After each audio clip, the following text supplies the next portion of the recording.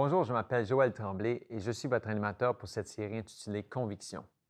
Notre émission est une discussion des grands thèmes de la foi chrétienne à la lumière de la parole de Dieu et du témoignage de Jésus.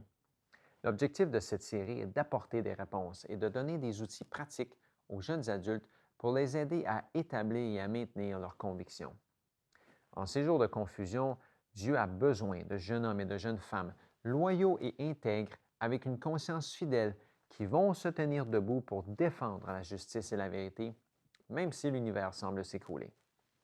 Le sujet d'aujourd'hui a une connotation plutôt négative. La doctrine est surtout mentionnée comme étant archaïque, ancienne et même inutile. Les doctrines sont souvent vues comme des dogmes humains opprimants qui ont fait tant de tort dans le passé. Pour d'autres, les doctrines font référence à un lavage de cerveau pour les adeptes de sectes secrètes. Alors, pourquoi la doctrine? Qu'est-ce qui guide le chrétien dans sa prise de décision? À quoi servent les doctrines? Sont-elles nécessaires encore de nos jours? C'est le sujet d'aujourd'hui. Pour cette discussion, j'ai invité 3 jeunes adultes avec moi ici. Bonsoir. Et je vous souhaite la bienvenue. Je vous donne un instant pour vous présenter pour nos téléspectateurs. Oui, bonjour. Moi, je m'appelle Florinda et je suis de Montréal. Bonjour, ici Patrick et je viens de Sherbrooke. Bonjour, moi c'est Cédric et je viens de Montréal. Bienvenue. Merci. Alors, tout d'abord, qu'est-ce que la doctrine? Quand on voit dans la Bible, le mot doctrine apparaît quand même 50 fois. Donc, ce n'est pas un terme péjoratif, c'est un terme qui est connu, qui est abordé dans la Bible. Et le mot doctrine, ça veut seulement dire, c'est des instructions. C'est un ensemble d'instructions. Donc, ouais, c'est à peu près ça que la Bible dit par rapport aux doctrines. Bon, maintenant qu'on a défini qu'est-ce que c'est la doctrine, à quoi servent les doctrines? Est-ce que c'est un fardeau ou une bénédiction? C'est totalement une bénédiction parce que les doctrines nous permettent vraiment de comprendre davantage quel est l'amour du Christ. Comme on peut voir dans la Bible, toute la Bible est vraiment centrée sur le Christ. Donc, les doctrines aussi nous permettent aussi de répondre à des questions fondamentaux que l'être humain peut se poser par rapport à Dieu, par rapport à l'Église, par rapport au salut, par rapport à la vie chrétienne et par rapport également aux événements des derniers jours. Donc, les doctrines savent vraiment distinguer qu'est-ce qui est bien, qu'est-ce qui est mal. Dans Actes, dans Actes et dans le Nouveau Testament, Dieu nous avertit clairement qu'il y a des faux docteurs, faux prophètes, des loups, comme dans Actes plus précisément, qui vont vraiment s'introduire dans l'Église et vouloir changer totalement la doctrine. Donc, c'est vraiment à nous d'être éveillés, de pouvoir vraiment étudier les doctrines, qu'est-ce que la Bible dit sur tel et tel sujet pour ne pas tomber dans le piège des faux docteurs. OK. Ils servent à nous protéger, à nous Tout à fait. garder dans la vérité. Et aussi, si on part dans Jean 17, verset 17, Jésus-Christ dit, il est écrit, si quelqu'un veut faire sa volonté, il connaîtra si sa doctrine est de Dieu. Donc, la doctrine dépeint, laisse transparaître une identité. OK. Et donc, la doctrine est collée à l'identité de quelqu'un. OK. Donc, la doctrine permet de faire cette différence entre deux individus. Et c'est ce que Jésus avait avec une doctrine et qu'il parlait, les gens étaient frappés de cette doctrine et les gens disaient, mais il ne parle pas comme les pharisiens. Donc, il y a une identité qui est associée aux doctrines. Et aussi, une doctrine, quand elle est de Dieu, oui, elle est une bénédiction, mais quand une doctrine vient des hommes, là, elle devient une malédiction. C'est pourquoi Jésus reprochait constamment aux pharisiens, vous enseignez aux hommes des enseignements, vous enseignez aux hommes des préceptes d'hommes, et cela les emmène sur la voie de la perdition. Donc, une doctrine venant de Dieu est une bénédiction, une doctrine venant des hommes est une malédiction. OK. Maintenant, est-ce qu'il y a un lien entre la doctrine et le salut? Parce qu'en tant que chrétien, c'est une question à se poser. Oui, il y a certainement un lien entre les deux, mais c'est pas par la doctrine qu'on obtient le salut. Il faut comprendre que la doctrine nous mène au salut. Elle nous parle de qui Dieu est et de son Fils Jésus qui est venu sur la terre mourir pour nous sauver de nos péchés, puis nous donner une espérance. Mais c'est Jésus qui nous sauve. Il faut croire en lui. Mais la doctrine nous mène à Jésus, nous mène à la connaissance. Et la parole nous dit, dans Romains chapitre 10, c'est le verset 17, « Ainsi, la foi vient de ce qu'on entend, et ce qu'on entend vient de la parole de Christ. » Donc, ce qu'on entend parler dans la parole nous mène à Jésus. C'est ce que la parole nous dit. C'est un peu comme il disait tout à l'heure, notre identité, si elle est en Christ, donc cette doctrine vient de Dieu, elle est établie sur la parole de Dieu, c'est quelque chose quand même, parce que dans le fond, on est ce qu'on croit. Et c'est pour ça qu'une doctrine, c'est une croyance. Puis aussi, un autre point très important à ajouter, on peut voir ce point-là dans Romains 6 au verset 15 et 19. Donc, Romains 6 au verset 15 et 19 nous dit « Quoi donc? Pécherions-nous parce que nous sommes non sous la loi, mais sur la grâce, loin de là. » Donc, ça vient renforcer le point que Patrick disait. « Ne savez-vous pas qu'en vous livrant à quelqu'un comme esclave pour lui obéir, vous êtes esclave de celui à qui vous obéissez. » Donc, moi, en tant que chrétien, si je décide de ne pas obéir aux doctrines, aux enseignements de Dieu, que je décide vraiment de faire à ma propre tête ou bien faire selon les standards du monde, automatiquement, soit que j'appartiens au monde ou soit que j'appartiens à Dieu. Donc, la Bible décrit cet état-là en tant qu'esclave. Au verset 16 nous dit, ne savez-vous pas, c'est ça, soit du péché qui conduit à la mort, soit à l'obéissance qui conduit à la justice, mais grâce soit rendue à Dieu de ce que, après avoir été esclave du péché, vous avez obéi de cœur à la règle de la doctrine dans laquelle vous avez été instruits. Ayez été affranchis du péché, vous êtes devenus esclaves de la justice. Je parle à la manière des hommes à cause de la faiblesse de votre chair. Donc, on voit vraiment clairement que si on veut obéir, l'obéissance nous emmène à un état d'esclavage, dans le sens, mais l'esclavage à qui? Dieu ou bien le monde ou Satan ou peu importe. Donc, oui, directement, il y a un lien avec le salut. Ça démontre qui est notre maître. C'est ça. Puis, si on est en Christ, on peut avoir la vie éternelle. Comme tu disais, la vie éternelle est en Christ. La doctrine, donc, nous amène, nous explique, nous conduit, comme on dit.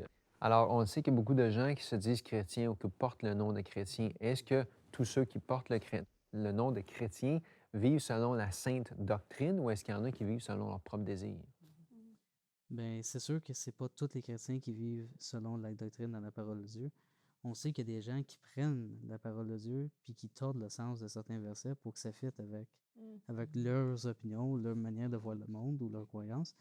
Puis dans beaucoup d'églises aussi, on voit que les gens issus des traditions où ils s'en fichent juste à ce que le pasteur a dit. Si le pasteur l'a dit, ça doit être bon, ça doit être la vérité. Ils ne cherchent pas plus loin. Mais la parole, justement, nous appelle à la lire. Fait que c'est l'idée qu'on doit vraiment l'étudier pour nous-mêmes, cette parole-là. C'est très important pour qu'on puisse sortir nos propres conclusions de ça.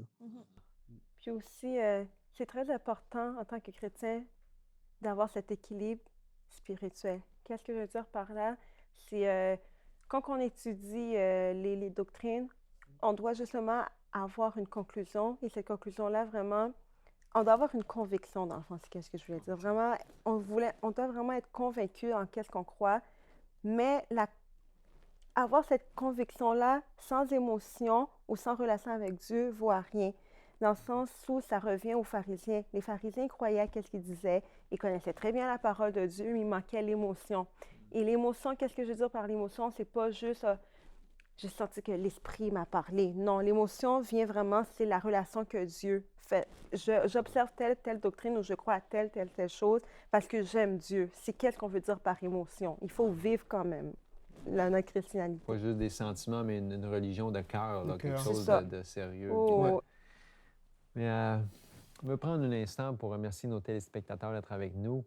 On va vous inviter peut-être à faire une recherche. Si vous n'êtes pas familier avec les 28 doctrines des adventistes du 7e jour, allez faire votre recherche et allez voir de quoi on parle. Bien sûr, comme on a déjà mentionné, nos doctrines viennent de la parole de Dieu et c'est ce qu'on veut vous amener à faire, à chercher à connaître cette parole de Dieu et Jésus-Christ.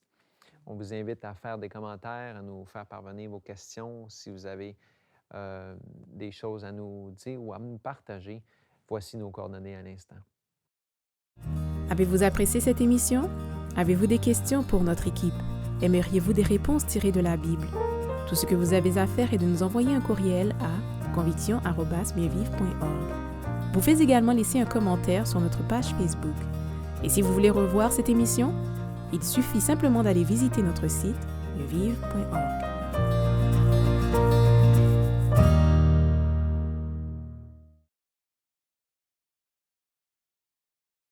Mieux Vivre offre aux jeunes une formation pour apprendre à produire des émissions et utiliser les médias pour la gloire de Dieu. Ce programme est un apprentissage pratique qui permet aux jeunes de découvrir les ministères multimédia et l'utilisation que l'on peut en faire pour répandre la bonne nouvelle. Êtes-vous passionné par les médias et par la mission? Si tel est votre cas, je vous invite à nous contacter à Mieux Vivre pour en savoir plus sur notre programme de missionnaires multimédia.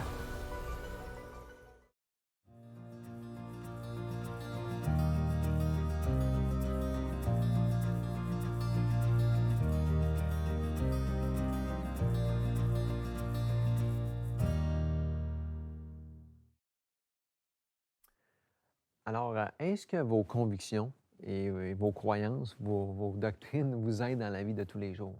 Définitivement, oui, moi personnellement.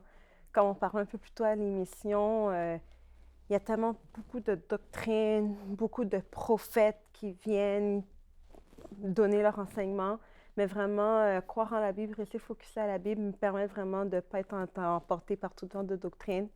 Également, la Bible aussi m'aide beaucoup à prendre de bonnes décisions en ce qui a trait mon salut, de bonnes décisions vraiment pour me rapprocher de Dieu. Me permet aussi de comprendre davantage la divinité de Christ. Ça me permet aussi également aussi d'être une meilleure personne auprès de mon entourage et tout. Puis aussi un autre dernier point très important, elle me donne beaucoup de courage, de l'espoir par rapport aux événements de la fin des temps. Donc oui, ça m'aide vraiment dans plusieurs aspects de ma vie. Je suis d'accord aussi avec Florinda, c'est que même si les doctrines nous aident c'est dans les grandes choses, dans les choses les plus importantes de nos vies, on voit que c'est quand même aussi important dans les choses les plus minimes. Et mon exemple, c'est l'alimentation, par exemple. C'est les principes, les doctrines que Dieu donne par rapport à l'alimentation m'aident à faire de meilleurs choix. C'est quand je pars au supermarché et tu es dans les rayons, mais la Bible t'a dit, OK, l'alcool n'est pas à consommer. Tu te dis, ce n'est pas bon pour ta santé. Donc, en fonction de cette information, de ce principe, tu fais des meilleurs choix pour t'aider à grandir encore plus et à être à avoir une meilleure santé physique, mentale et spirituelle. Donc, oui, les doctrines, c'est une partie intégrante. Ça doit être une partie intégrante de la vie d'un chrétien. Un mode de vie. Un mode de vie. Oui, même dans les petites choses. Même dans les petites Ouais. choses. Ouais. J'abonde le même sens que Cédric. Moi aussi, je pense que ça m'aide vraiment dans ma prise de décision à tous les jours parce qu'on doit prendre des décisions à tous les jours. Puis dans notre vie, dans le fond, c'est ça. C'est juste une Notre vie, décision. on ajoute décision après décision. Et puis, ce que j'aime aussi, c'est de savoir qu'on sait que Dieu prend soin de nous. C'est un encouragement. Parce que si on ne connaîtrait pas Dieu, quel espoir est-ce qu'on aurait? Mais de savoir qu'il est là avec nous, dans les bons moments comme dans les mauvais, on peut savoir qu'on peut lui faire confiance à ce moment-là. Ça change toute la perspective. Alors, question plus personnelle, quelles croyances ou doctrines ont le plus contribué à votre croissance personnellement? Là? En termes de croyances ou de doctrines, c'est vraiment, pour moi, c'était les Saintes Écritures. C'est la Bible, l'inspiration de la Bible. Parce que en étant venu à la foi, je ne l'avais jamais lu avant. Donc, le livre m'a été présenté, j'ai commencé à découvrir des choses extraordinaires. Le livre m'émerveillait. J'ai dit, mais il n'y a pas de possibilité que ce livre ne soit pas inspiré. Donc, ça m'a amené à avoir des vérités encore, à apprécier des vérités encore plus profondes comme le salut en Jésus-Christ. Et aujourd'hui, actuellement, je suis toujours encore émerveillé par ce que je vois dans la Bible. Amen. Et ça me pousse à chaque fois à dire, OK, Dieu, je veux encore apprendre plus de toi et tout ce qui te concerne. Donc, les Saintes Écritures ont fait quand même un boost. C'était comme le moteur pour moi. Et Juste pour ajouter un verset, dans 1 Corinthiens 3, verset 11, dans 1 Corinthiens 3, verset 11, on peut lire que car personne ne peut poser un autre fondement que celui qui a été posé, à savoir Jésus-Christ. Et je pense, euh, dans mon étude, euh, en sondant la parole, c'est à ça que Dieu m'a mené, à découvrir Jésus-Christ. Ouais. Mhm. Mais pour moi, c'est justement ça. C'est par rapport à Jésus, sa venue sur terre et le fait qu'il est mort pour nous racheter. Puis qu'on réalise qu'on était perdu, qu'on s'était éloigné de Dieu et que Dieu a fait le premier pas pour revenir, pour qu'on puisse être réconcilié avec lui. Ça, pour moi, c'est la première doctrine que j'ai apprise et je l'apprécie. OK. C'est ça qui a le plus contribué. Hein? Moi, qu'est-ce qui a vraiment le plus contribué, c'est les doctrines par rapport aux événements de la fin des temps, les prophéties. Ah, OK. En étudiant vraiment les prophéties, quand je voyais vraiment les prophéties qui se sont réalisées, je suis comme, wow, Dieu est vraiment au contrôle de absolument tout. C'est vraiment rassurant, c'est vraiment fortifiant de voir que Dieu est en contrôle de chaque événement de l'histoire de l'humanité. Puis aussi, c'est aussi rassurant dans le sens où il y a d'autres prophéties qui ne sont pas encore accomplies, mais qui arrivent, qui s'en viennent. Puis ça te donne tout simplement envie de mettre plus ta confiance encore dans Dieu parce que tu sais que Dieu vraiment a déjà réalisé des prophéties. Donc, c'est sûr qu'au futur, il va les réaliser. Donc, c'est vraiment très encourageant. Alors, si une personne nous questionne à propos de nos croyances, quelle doctrine on devrait commencer à présenter à quelqu'un? Comment leur expliquer ça? C'est sûr que notre croyance a plusieurs aspects. On est des êtres multidimensionnels. Hein? Donc, en même temps, la foi, la croyance, ça a différentes facettes. Donc, telle personne peut être attirée par tel aspect de ma croyance. Ça peut être mon comportement. Une autre personne peut être attirée par cela. Ça peut attirer son attention. Ça peut être mon alimentation. Ça peut être mes loisirs. Donc, toutes les facettes de ma croyance peuvent être des fenêtres, au fait, pour différentes personnes. Et c'est de saisir cette opportunité par rapport à n'importe quelle décision, que ce soit par rapport à l'alimentation, que ce soit par rapport à tout ça, pour introduire Christ. Donc, Dieu, on dit, il a des milliers de manières pour amener les âmes à lui. Donc, il peut utiliser un aspect de ta vie, un témoignage, une expérience personnelle pour juste toucher quelqu'un, pour que cette personne se rende compte. Et si tu as pu expérimenter ça, ça veut dire que j'ai la possibilité d'expérimenter la même chose. Donc, ouais. Une manière aussi qu'on peut faire pour des gens se questionnent sur nos doctrines, c'est en répondant à leurs besoins. Parce que c'était la méthode du Christ. Si quelqu'un était aveugle, il recouvrait la vue, puis après ça, les gens ils disaient, mais pourquoi tu as fait ça? Puis là, il y avait une porte d'ouverture à ce moment-là pour parler de la vérité et de ce que Jésus peut offrir à l'humanité. Mais souvent, des fois, on veut sortir dans les rues et dire à tout le monde, Jésus vous aime, il veut vous sauver, mais si quelqu'un a faim, c'est ça qu'il a besoin en premier. Je comprends. Dites-moi, parmi toutes les doctrines bibliques là, dont on parle aujourd'hui, lequel avez-vous appris en premier? Pour moi, personnellement, j'ai 2 doctrines, le sabbat et la Trinité. Tout d'abord, le sabbat. J'ai appris le sabbat vraiment en premier, puis qu'est-ce que ça m'a apporté dans ma vie? C'est vraiment de voir à quel point que Dieu vraiment a l'autorité et Dieu est la seule autorité sur la Bible. Et qu'il n'y a pas une autre institution ou quelqu'un d'autre qui peut venir se permettre pour changer, soit le sabbat ou quoi que ce soit. Donc, pour moi, c'est vraiment de voir, OK, non, Dieu est en contrôle et les hommes, des fois, essayent justement d'ajouter leur doctrine. Donc, c'était vraiment juste de remettre Dieu à sa place par rapport à cette doctrine.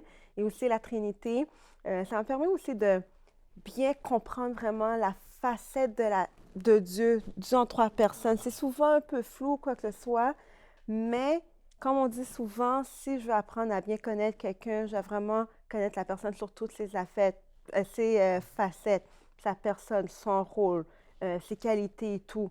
Donc, ça a vraiment permis de comprendre plus le personnage de Dieu, puis aussi comprendre la Trinité te permet de comprendre aussi le plan du salut. Donc, c'est vraiment toute une connexion.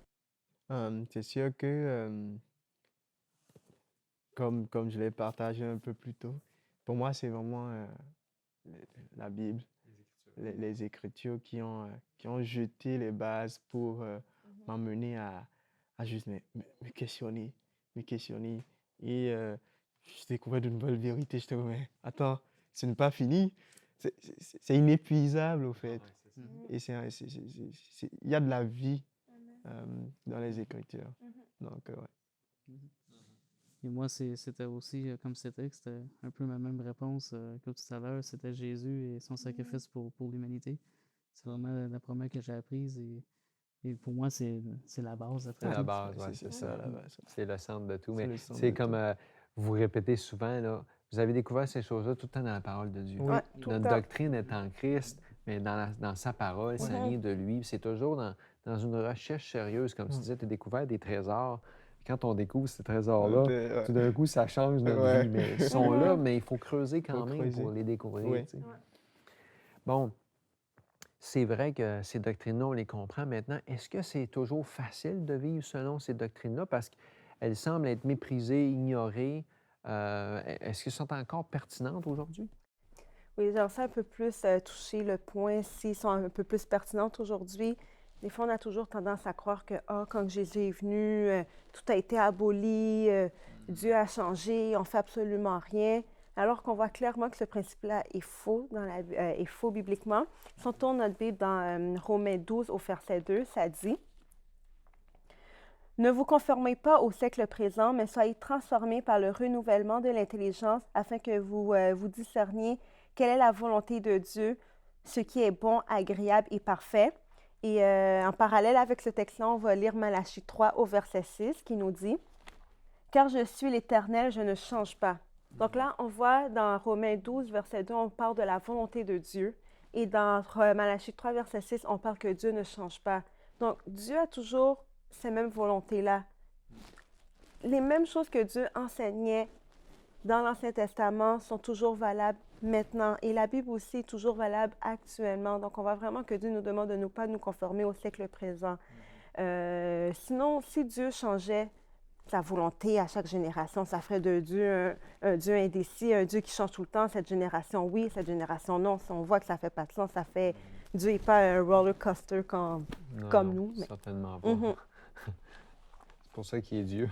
Mais justement, Dieu merci qu'il est Dieu, sinon Merci. le monde est pire. Oui, justement, moi, j'abonde dans le même sens que Florenda. Je pense qu'ils sont vraiment pertinents, d'accord? Je crois vraiment que c'est la meilleure façon de vivre, même encore aujourd'hui, en suivant les doctrines de la parole de Dieu. C'est vraiment le manuel que Dieu nous a donné pour savoir comment vivre. Exactement. Sauf que, puisqu'il n'y a pas nécessairement aussi d'autres personnes qu'on voudrait qui mettent ces choses-là en application, souvent on a l'impression qu'on marche à contre-courant. Puis c'est pas toujours facile d'essayer d'introduire ces choses-là aux gens. Tu sais, les gens ils ont leurs croyances aussi, ils ont leur doctrine, puis on essaye de glisser ces choses-là des fois, mais sans les insulter, sans manquer de respect. Tu sais, c'est pas toujours facile de trouver une porte d'ouverture. Mais une chose qui est encourageante, c'est que, ou même une preuve que c'est encore vraiment pertinent pour aujourd'hui, c'est que la Bible, même aujourd'hui, reste encore le livre le plus vendu au monde. Remarquable. C'est sûr que un point qui explique pourquoi on voit certaines doctrines nous semblent dépassées, c'est parce qu'on n'arrive pas à les contextualiser pour notre réalité du 21e siècle.